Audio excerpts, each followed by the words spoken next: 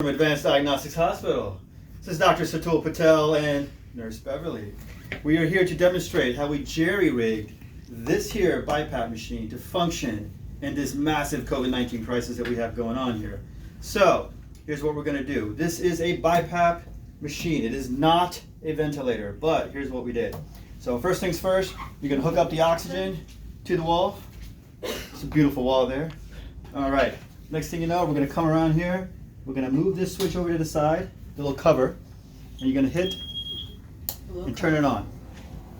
All right, then you're going to walk around here, and it'll have a system self-test in progress is what it will say. We're going to wait till that kind of clears up.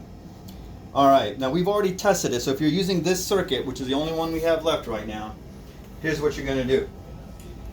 So, we are going to go to monitoring, which is going to bring us to this screen here. All right, and we're going to put the thing in standby. By putting it in standby, it is no longer going to be circulating air.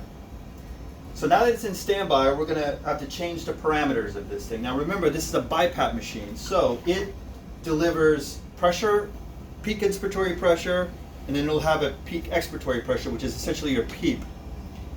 But in case the patient goes apneic, it has a safety feature where it'll still breathe for that patient if that patient goes apneic. That's the feature that we're going to use. So there is no safety valve after this. We're using this machine in its safety mode to function as a ventilator. So we're going to keep it in BiPAP mode. We're going to go to parameters. We're going to click the IPAP, which is the inspiratory peak airway pressure. You can adjust it to whatever you want. I would start it out at 14 for a freshly intubated patient. The PEEP, I would start it at 5, which is what it is. You just turn the wheel. Your rate, I would leave it at 12. And remember, this is the rate it's going to breathe if the patient is apneic. Next, you're going to go to O2, and you're going to increase that to 100%. Right now, I have it on room air, so we're not wasting the oxygen. But you're going to crank that up all the way up to 100%. So right now, I'm going to leave it at 21, but in reality, you're going to keep that at 100%. So now the patient is going to be apneic because you've paralyzed and sedated that patient, but the patient is going to breathe at a rate of 12 under a pressure support mode of peak inspiratory pressure of 14, PEEP of 5, and your spread is 9. And with that, you should get a moderate tidal volume. If you want your volumes to increase, you're going to increase your IPAP. If they're too high, you're going to decrease your IPAP. If your patient's still not oxygenating, you're going to increase your PEEP, right?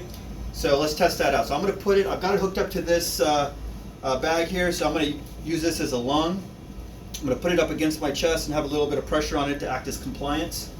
And now you can see what's happening. So it automatically popped out of standby mode.